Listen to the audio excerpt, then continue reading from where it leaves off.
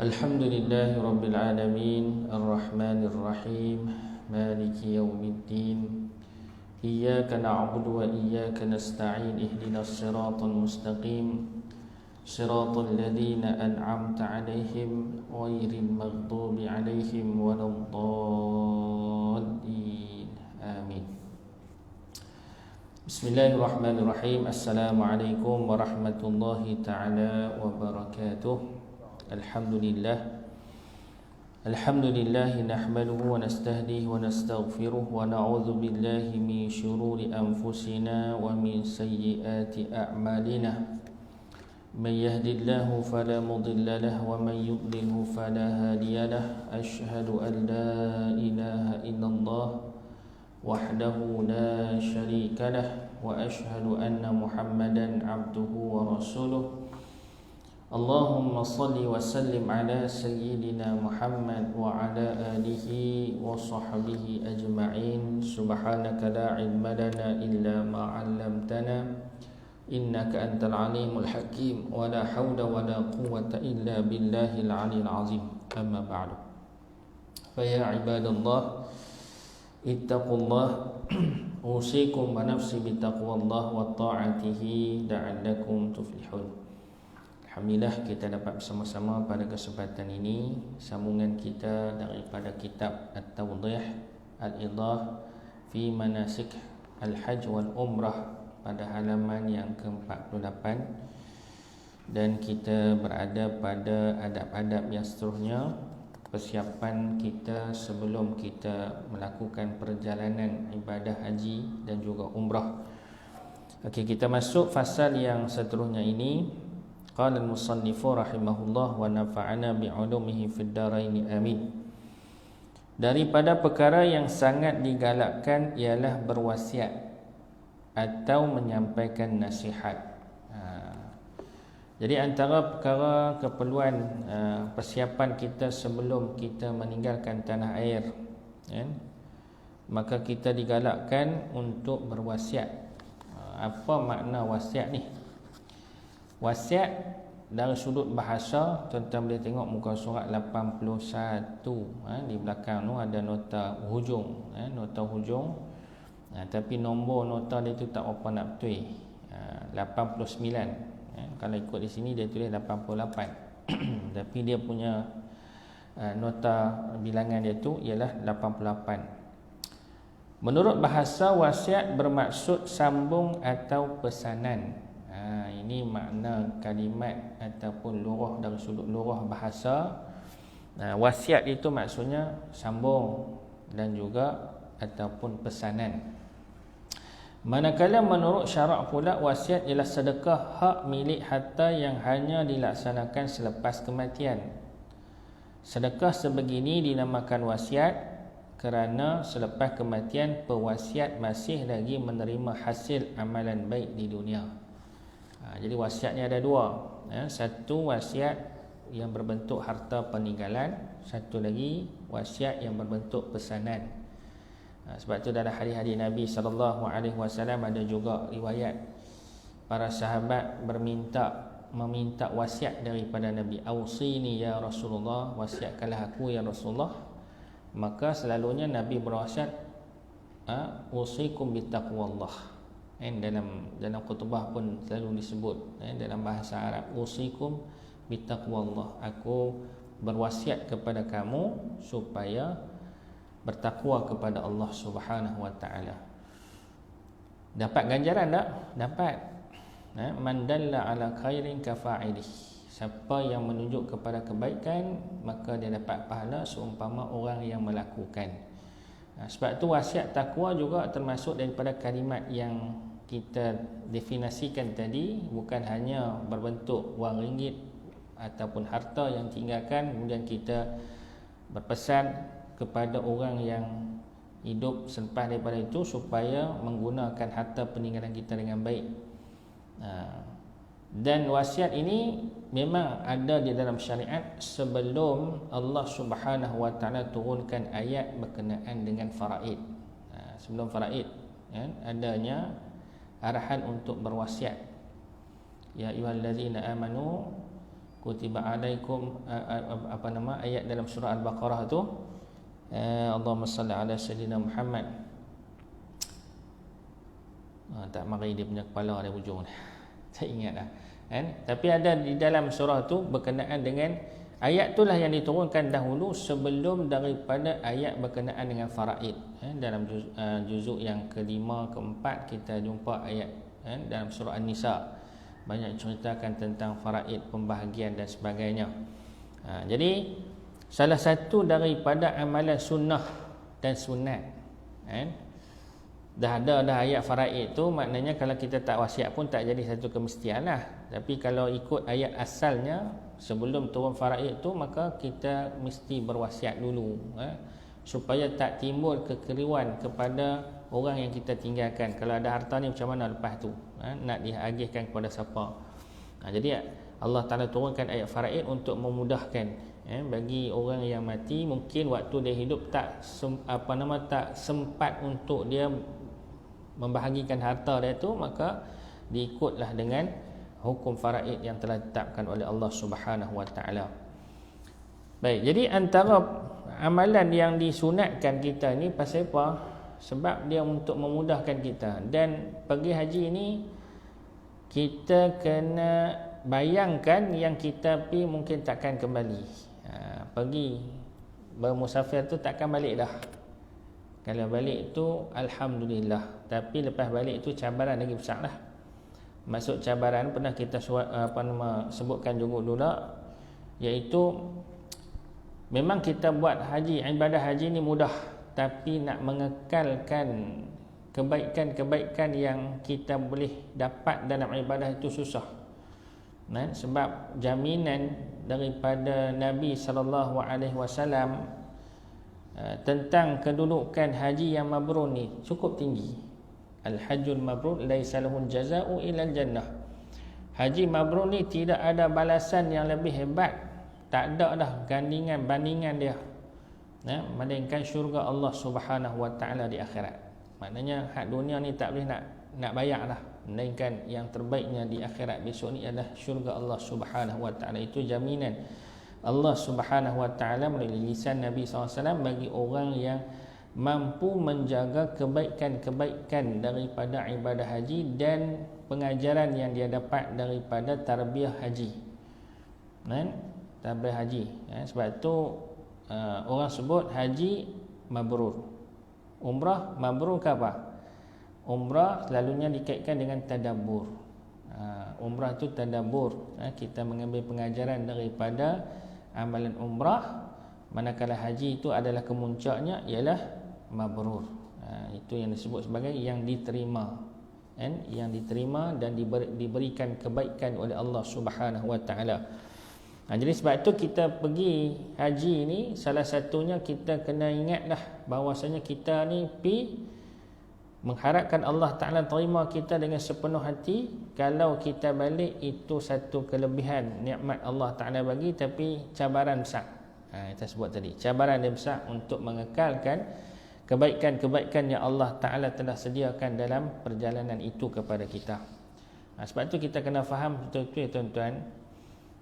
Saya duk ada cadangan angan-angan lah, nak kumpulkan ayat daripada surah Al-Baqarah yang cerita tentang haji sampailah kemuncaknya dalam surah Al-Hajj. Daripada satu persatu tu ada dia punya proses pembersihan jiwa yang Allah Ta'ala datangkan ayat bersekali dengan kisah-kisah yang ada pada ayat tersebut. Mula dengan kisah wa idzi batala Ibrahim rabbuhu bikalimatin fa'atammahunna qala inni ja'iluka lin-nasi imama. Surah Al-Baqarah itu. Allah Ta'ala mulakan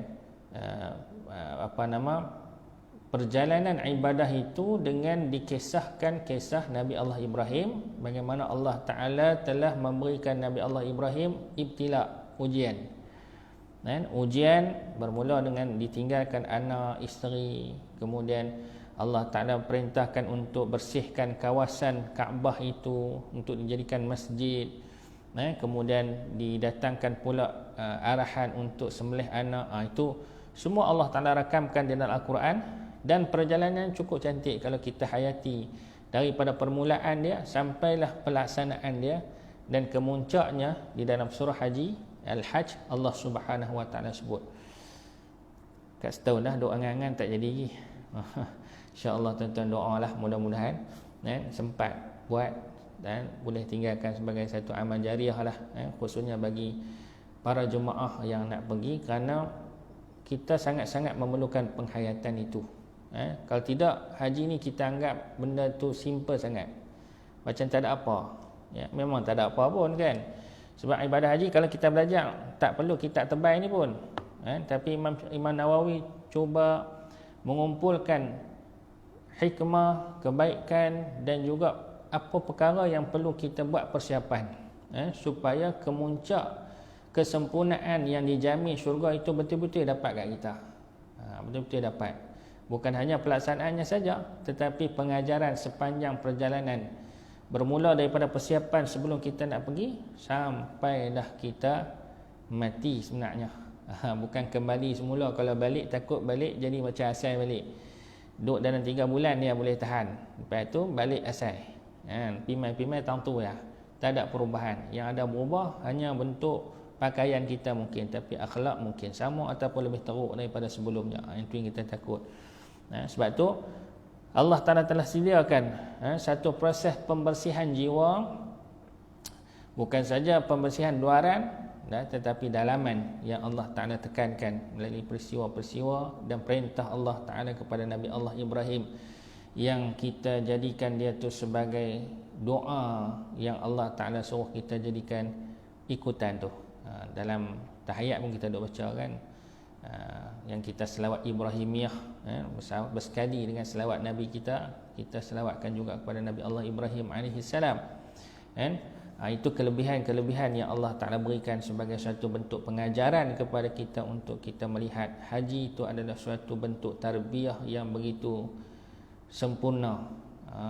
Dan secara hikmahnya pun kalau kita lihat tuan-tuan, ibadah haji ni Allah Ta'ala fardukan kalau ikut dari segi rentetan tahun kan. Dalam setahun tu dia punya kalender tahunan selepas kita lalui proses ibadah puasa. Habis puasa masuk Syawal, Syawal tu dah bulan-bulan haji kan. Maka di situ permulaan untuk kita berniat haji dan buat persiapan haji, perjalanan 3 bulan 4 bulan kita untuk menunaikan ibadah itu dengan sempurna. Baik, jadi sebab itu diletakkan di sini galakan untuk berwasiat, maknanya kita pi tu betul-betul kita pi menuju Allah dan tak ingat nak patah balik dah. Kalau Allah ni tak jadi macam tu, sebab terlalu mudah kita naik kapal terbang sat sampai. Lepas tu pi di sana boleh pula bercakap dengan handphone, dengan video call dia apa semua. Jadi kita rasa dekat pula dengan orang ini. Jadi hati kita ni dengan Malaysia tu macam tak jauh. Tapi pengajaran orang dulu-dulu tu memang betul-betul kan. Tambah pula kalau naik kapal ayak, lagi kan, rasa betul macam nak mati tu. Orang main hantar ramai-ramai naik kapal, lepas tu pakat duk melambai menangis, seolah lepas ni tak jumpa dah. Kalau jumpa tu mujur lah. Itu dulu pengajaran tu cukup mendalam. Tapi lah ni dengan teknologi dan sebagainya, seolah-olahnya dah hilang dah kita punya pengajaran-pengajaran itu. Dan betul lah sebagaimana kata-kata hukama dan ulama kan, orang pi haji akhir zaman ni hanya pi melancong, bukan pi nak beribadah betul-betul pun kan. Hanya sekadar kita nak pi hilangkan tension, nak bagi tenang kan. Kadang-kadang ada yang berhajat nak pi minta hajat, lepas tu balik habis kan. Seolah-olahnya pi melancong lah, touch and go ya, rehat-rehat ya. Tambah pula lah ni bila penguasa tanah suci pun lebih memfokuskan kepada keselesaan kan, keselesaan dari segi hotelnya, dari segi kemudahannya yang tak rasa susah dah kan. Mungkin tak tahulah, harap tak berlaku lah. Lagi dengan sa'i pun dia buat eskalator juga, pusing duduk ya langsung tak rasa penat apa kan. Sa'i pun naik eskalator hak jalan macam atas apa nama kita di airport tu kan. Orang tua-tua duduk prap sampai, duduk tang ni prap sampai. Lah ni pun dah ada kereta dah, langsung tak ada rasa apa tuan kan. Walaupun naik kenderaan tu harus, tapi pahala berjalan dengan langkahan tu lebih banyak. Kan? Sebab tu kalau orang mampu berjalan, berjalanlah. Lebih baik kita berjalan. Berjalan kaki daripada kita berkenderaan. Memang ada kenderaan. Kalau tuan-tuan nak mudah nak buat umrah 4-5 kali sehari pun boleh. Kan? Cuma siap duit. Kan? Untuk sa'i 50 rial, untuk tawaf 50 rial, 100 rial, siap komplit umrah. Cuma niat di Tan'im, patah balik masuk, lepas tu naik tingkat 4, pergi pusing dengan kita punya skuter tu 7 kali, peluh pun tidak, panas pun tidak, duduk dalam aircon, lepas tu pergi pula ke tempat sa'i, selesai. Habis balik makan aiskrim, lagi settle. Sekali petang pergi pula, kan? 5 kali sekali pun boleh, 5 kali sehari pun tak apa, sebab mudah. Dan ni tak nampak dah nilai-nilai pengajaran. Sebab tu kita kena usaha sendiri sekarang ni. Satu cabaran, kerana terlalu mudah, maka dia telah menghilangkan hikmah dan juga nikmat ibadah itu. Sedangkan Allah Subhanahu wa taala sebut dalam kemuncak haji dalam surah Al-Hajj, wa azim fin nas bil hajj ya'tuka rijalan wa ala kulli dhamirin ya'tina min kulli fajjin amiq. Wa azim fin nas, serulah manusia untuk melaksanakan ibadah haji. Wa azim fin nas bil hajj ya'tuka rijalan, mereka akan datang dalam keadaan berjalan kaki dan berkenderaan. Allah Ta'ala mulakan dengan jalan kaki dulu. Maknanya nak tunjuk kata kena susah payah ibadah ini. Walaupun kita boleh berkorban dengan duit ringgit ada, kita ambil pakej yang mahal, kita guna kemudahan segala macam, boleh, harus, tapi nilai nikmat itu dari segi pengajarannya, pengorbanannya, kesungguhannya mungkin tak terselah dalam amalan kita. Tu sebab tu pergi haji ni lebih kepada fokus kita seolah-olahnya pergi tak balik dah. Kalau balik itu satu rahmat dan satu rezeki daripada Allah Subhanahu wa taala. Jadi kena ada sifat tu. Sifat pi itu nak pi pada Allah Taala terus. Pergi haji artinya menuju Allah yang esa. Ada Rabbani dia buat lagu tu. Kan? Itu matlamat dia. Pi haji ni ialah menuju Allah yang esa. Mana pi tu macam tak kembali. Kan? Dan kalau boleh balik itu satu rahmat Allah Subhanahu wa taala. Sebab tu ada nilai di sini diajar kita untuk kita berwasiat. Baik, sewajarnya digesa untuk melakukan perkara yang ma'ruf ketika dalam perjalanan musafirnya dengan membantu yang perlu kepada minuman air dengan menuangkannya sedapat mungkin. Menolong mereka yang terputus bekalan air seadanya. Ini kerana seafdal sedekah apa yang bertepatan dari segi daruratnya atau hajatnya. Jadi sebab tu tuan-tuan, salah satu amal kebaikan yang boleh kita lakukan semasa kita mengerjakan ibadah haji dan umrah ialah kita membantu orang-orang yang susah dan keputusan putus bekalan makanan ataupun kekurangan. Sebab tu saya pernah cadangkan dulu tuan-tuan, salah satu daripada amal sedekah yang kita boleh buat sewaktu kita berada di masyair bulan haji ni, musim haji. Hari ke-9, 10, 11, mula hari yang ke-8 hari tarwiyah kita pergi ke Arafah. Dan saya pernah cadangkan supaya setiap hari itu kita buat sedekah. Bukan sedekah duit, tapi sedekah barang makan. Kita beli kurma 2-3 kilo, simpan, tapi jangan buat keluar semua setiap hari. Kita buat keluar 1 kilo, kita bagi seorang sebiji. Cari kurma yang besar, meriami ke apa kan yang besar, kita sedekah. Yang tu lebih besar nilai dia. Sebab tu orang Arab yang faham, mereka suka bertabaruk. Dia tak bagi duit, dia bagi makan. Dia bagi ayat kotak, dia bagi ayat nasi lah, macam-macam. Sebab yang tu lebih besar nilai dia. Sebab orang tengah lapar, orang dalam keadaan penat, bila bagi makan ni rasa satu kepuasan. Kalau kita bagi duit, dia nak kena pergi beli pula kan. Jadi duit banyak pun tak guna waktu tu. Yang tu lebih kepada memenuhi keperluan orang yang berhajat ketika itu. Dan banyak orang-orang yang datang antaranya memang nak bersusah-susah, kan? Nak bersusah-susah, mereka tak mau nak ambil kemah, so memang dia seronok duduk dalam keadaan bersusah-susah tu.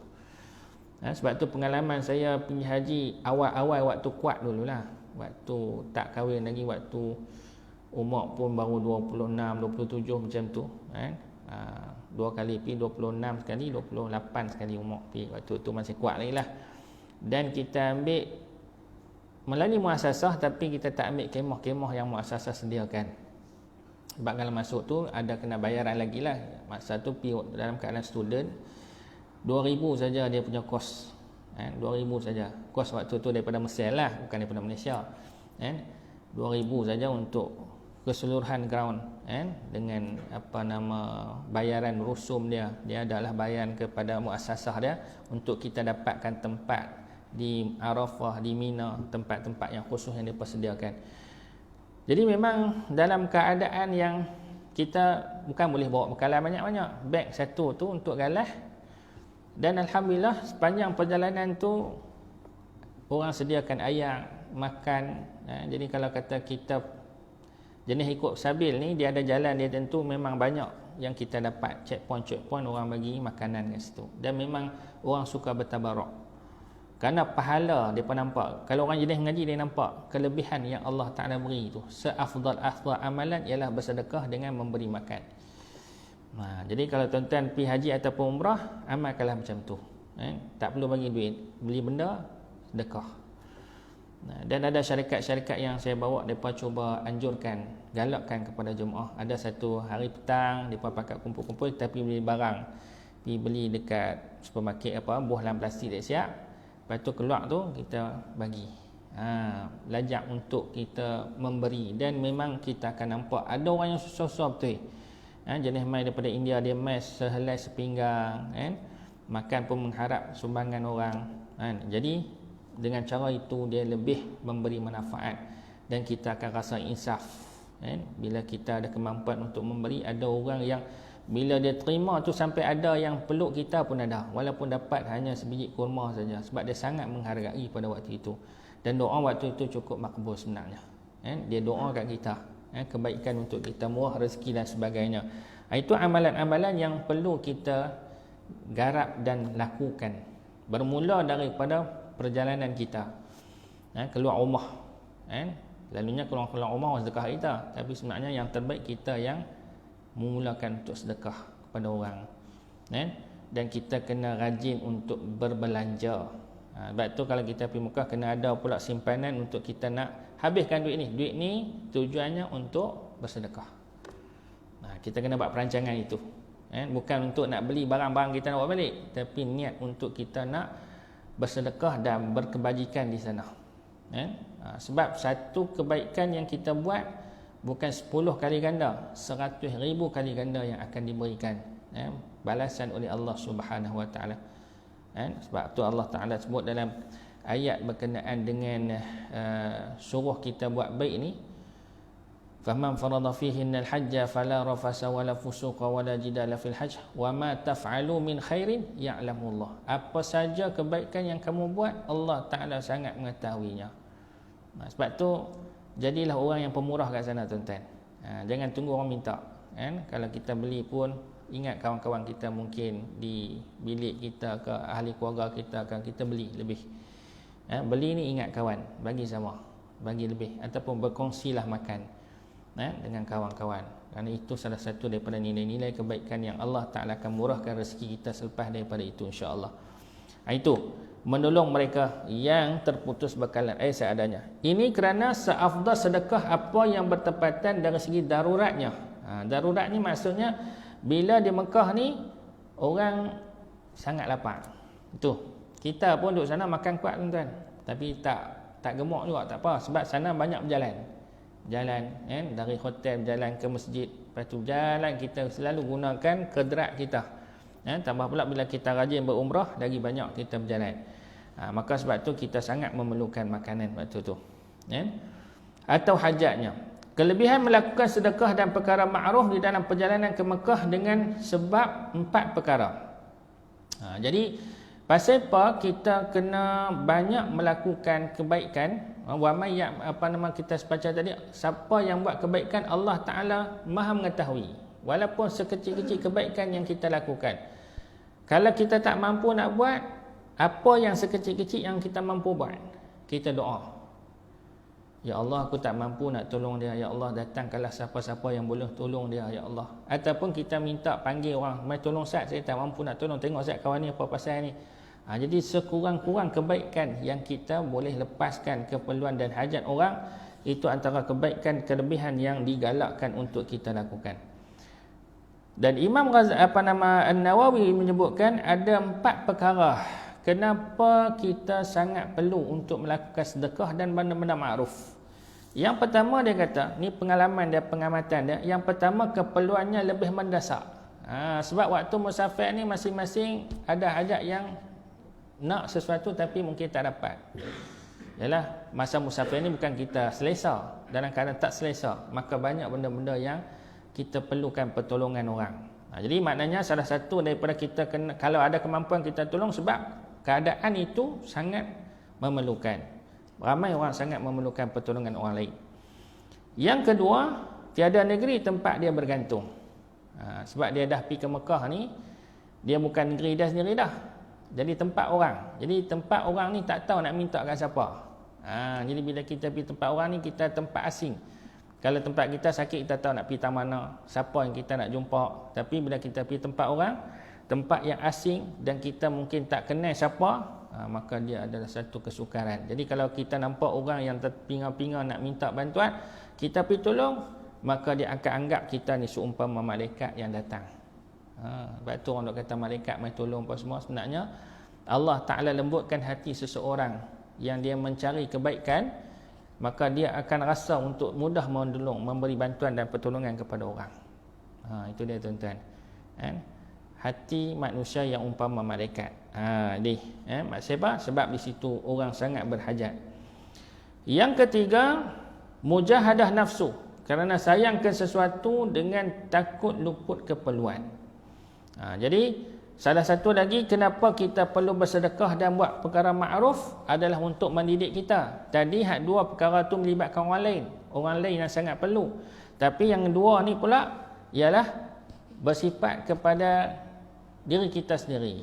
Dengan cara itu kita akan dapat melatih diri kita untuk rasa simpati dan empati kepada manusia yang lain. Bukan saja simpati, tapi kita merasai kesusahan. Empati makna merasai kesusahan mereka tu macam mana, seolah-olahnya kita berada di tempat itu dan kita nak tolong semampu mungkin, kan? Sebab itulah siapa-siapa yang dapat, orang kata apa, nikmat untuk jadi mutawif tu tuan-tuan, bagi saya cukup bersyukurlah. Daripada mula ditakdirkan 2004 dapat berkhidmat kepada jemaah haji, walaupun tak pergi Mekah, kita duk tolong daripada Malaysia saja pun, itu pun cukup besar rahmat dia, kan? Kerana siapa yang memberi kebaikan kepada orang yang melakukan kebaikan dan ketaatan dan ibadah ini, dia akan dapat sama pahala tu seumpama dia pergi Mekah juga, walaupun dia tak pergi, kan? Walaupun dia tak pergi, tapi dia dapat pahala itu, insya-Allah.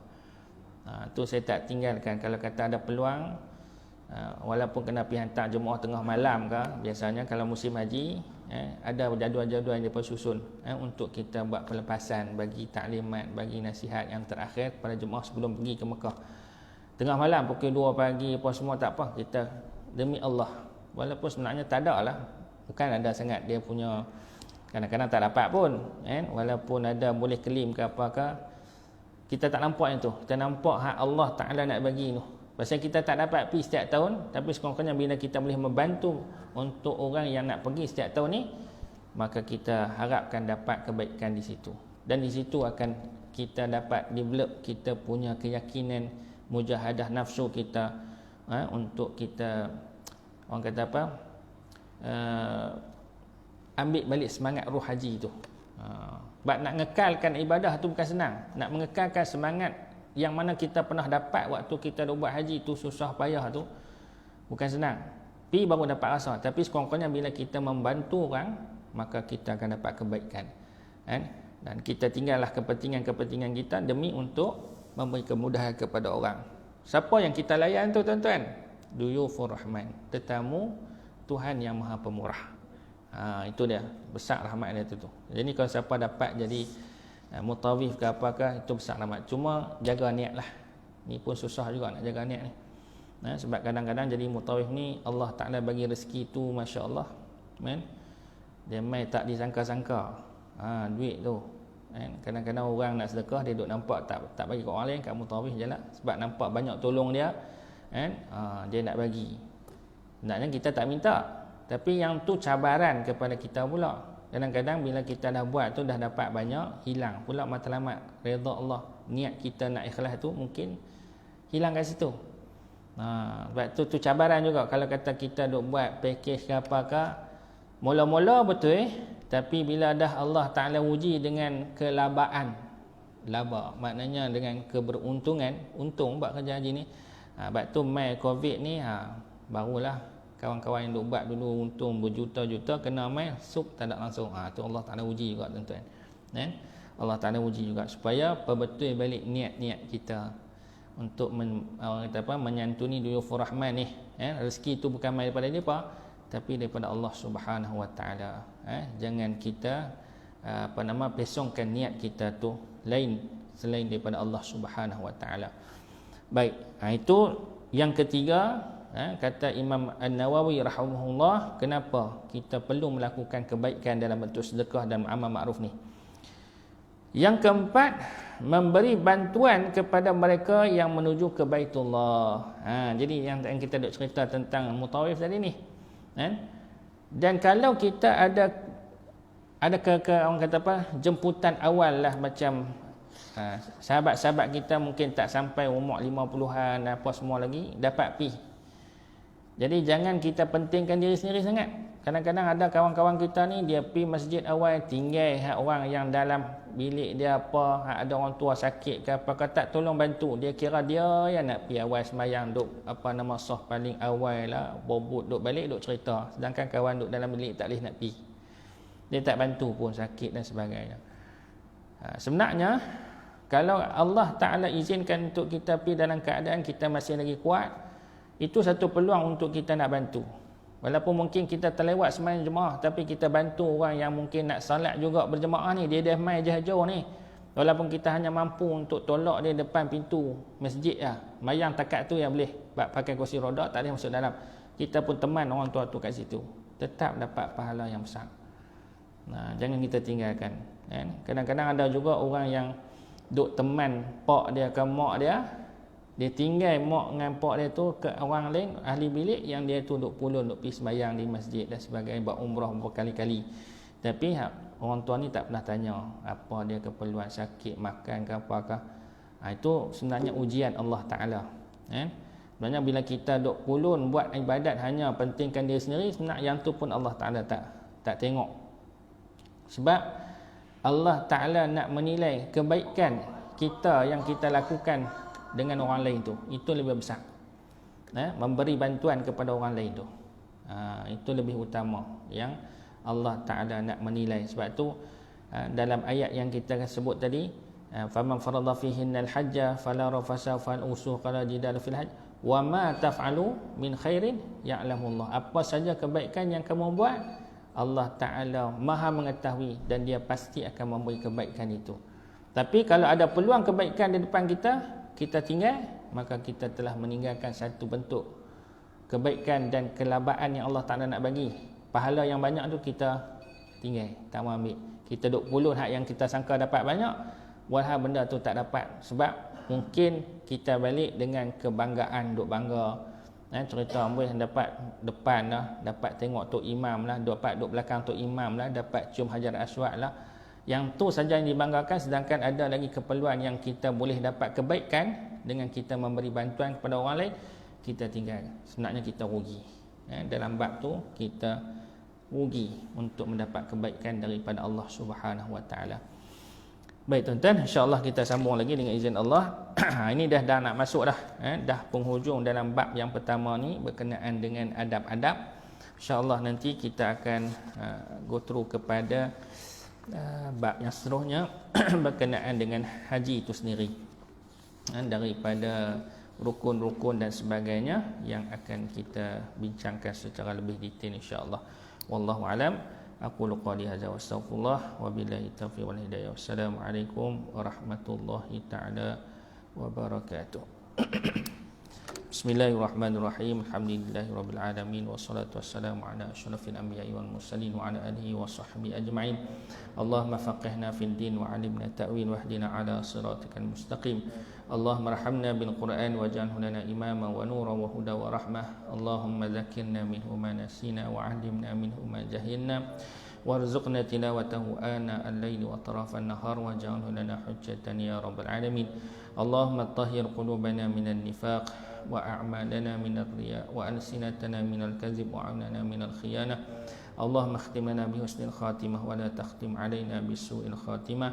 Da'wahum fiha subhanakallahumma wa tahiyyatuhum fiha salam wa akhiru da'wahum alhamdulillahi rabbil alamin. Taqabbalallahu minkum.